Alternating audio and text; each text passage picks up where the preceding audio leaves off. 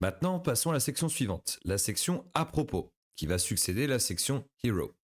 Donc, on va ajouter une nouvelle section comme on l'a fait tout à l'heure. Section qu'on va ajouter juste après. On n'oublie pas de lui donner sa classe. Pareil pour le conteneur. D'ailleurs, petite astuce, il y a un raccourci clavier qui permet d'ajouter directement un élément à l'intérieur d'un autre sans avoir à aller chercher le composant. Pour ça, vous faites CTRL-K. Vous avez une petite pop-up avec une barre de recherche qui s'affiche et vous tapez directement ce dont vous avez besoin. Donc là, on voit Container. On fait Entrée et hop, on a un container qui s'est ajouté automatiquement dans la section. On n'oublie pas évidemment de lui ajouter sa classe. Voilà. Alors maintenant que nous avons nos deux éléments de base qui englobent le tout, notre section va se composer de deux colonnes. Une partie gauche avec un titre, un sous-titre et un paragraphe, et une partie droite avec une image. Comment créer ce comportement?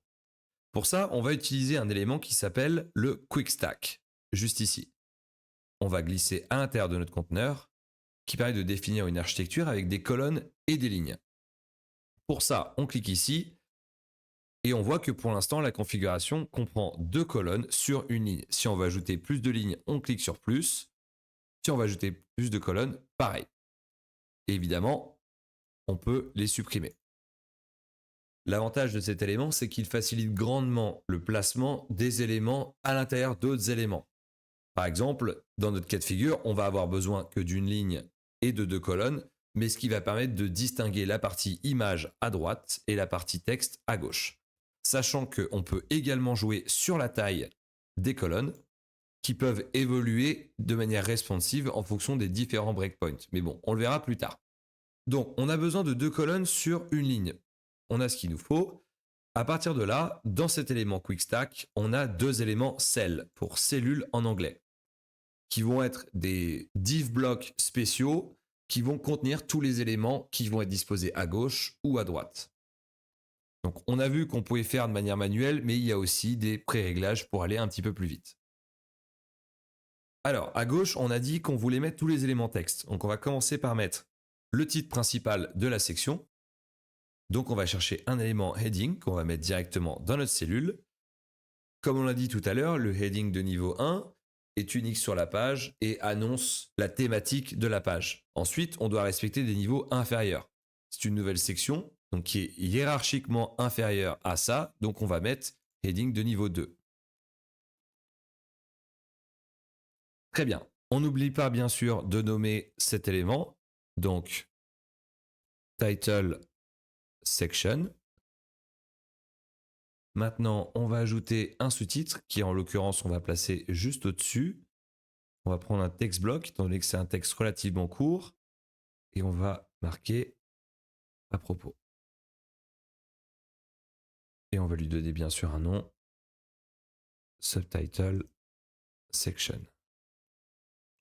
Parfait. Pour finir, il nous faut notre élément paragraphe que l'on va glisser juste en dessous du titre. Paragraphe section. Parfait. Donc on voit qu'avec le Quick Stack, tous ces éléments restent bien disposés sur la colonne de gauche et ne viendront pas empiéter la partie image. On va maintenant ajouter l'image dans la deuxième cellule. Image. Sélectionnons l'image, celle-ci. Donc on voit que grâce au Quick Stack et cette séparation en colonnes, les éléments de gauche ne viennent pas empiéter sur les éléments de droite et inversement, tout reste harmonieux. En l'occurrence, nous, on aimerait un alignement parfait avec le reste des éléments de la page. Donc on voit qu'on a trop d'espace à gauche et trop d'espace à droite. Et en l'occurrence, on a trop de padding. Donc on va retirer l'ensemble du padding. Pour ça, on va donner une classe, donc Quick Stack pour faire plus simple, et l'ensemble, on va le passer à 0. Apportons maintenant un peu de style à tous nos éléments. Donc, le sous-titre, on va bien sûr lui donner la police propre au titre, donc Roboto, via notre variable title. On va lui donner un peu plus d'épaisseur, 700. Lui donner notre deuxième couleur primaire. La taille, c'est bon, on ne va pas toucher.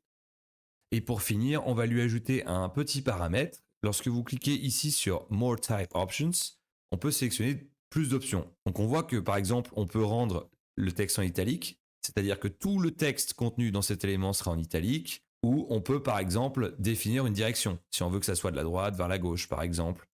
Nous en l'occurrence, on veut que toutes les lettres soient en majuscule. Peu importe si le texte fourni est en minuscule ou en majuscule, il apparaîtra toujours en majuscule. Ensuite, notre title, on va lui donner notre police roboto.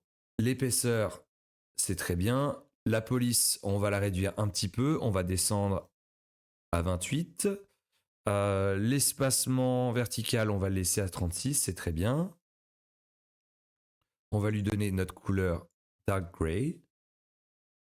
Et après, en termes d'espacement, on a peut-être un peu trop d'espace en haut et peut-être pas assez en bas. Donc on va inverser tout ça. On va passer celui-ci à 10 et celui-ci à 20. Pour le paragraphe, ce qu'on va faire, c'est qu'on ne va pas utiliser de classe finalement. On va la supprimer et on va dire qu'on veut que les paramètres qu'on applique s'appliquent à tous les éléments paragraphes du site. Donc ils n'auront pas besoin de répondre à la classe en particulier.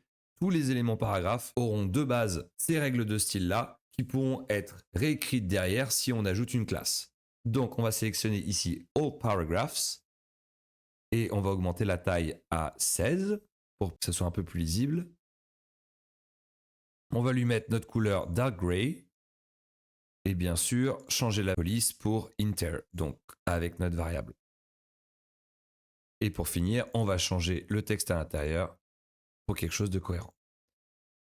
Ok, super. Donc tous nos éléments sont super bien disposés sur la colonne de gauche et chacun bénéficie de son style.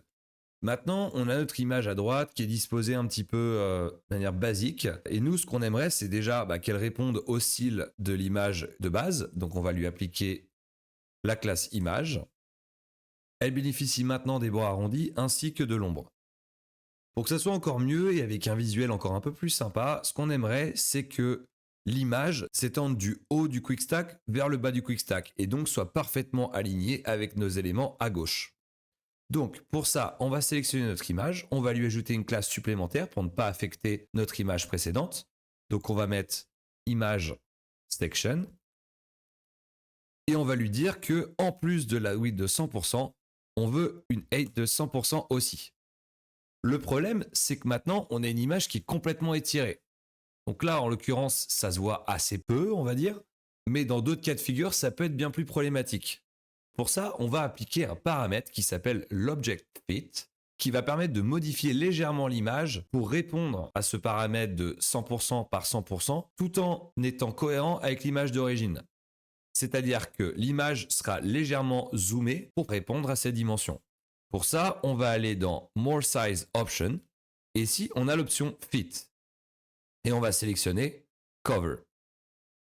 Maintenant, on retrouve notre image comme elle était à la base, sauf qu'elle va être rognée en fonction des dimensions qu'on lui a imposées. Cette fonctionnalité est vraiment très utile lorsqu'on a besoin de faire correspondre l'image à une dimension assez spécifique. Si ce n'est pas encore clair, on va le réutiliser plus tard dans la formation, ne vous inquiétez pas. Et à la fin, le paramètre fit n'aura plus de secret pour vous. Voilà pour la création de notre section à propos. Avant de finir cette vidéo, une petite erreur de ma part au niveau de la section. On voit ici que l'espacement est relativement faible. C'est parce qu'en fait, lorsque je vous ai dit qu'on ajoutait 70 de marge en haut et en bas, en fait, je parlais du padding. Donc, on va corriger tout ça.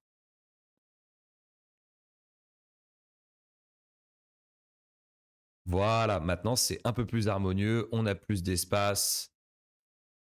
Dans la prochaine vidéo, nous allons travailler sur une section pour afficher les différents biens immobiliers à la vente de l'agence.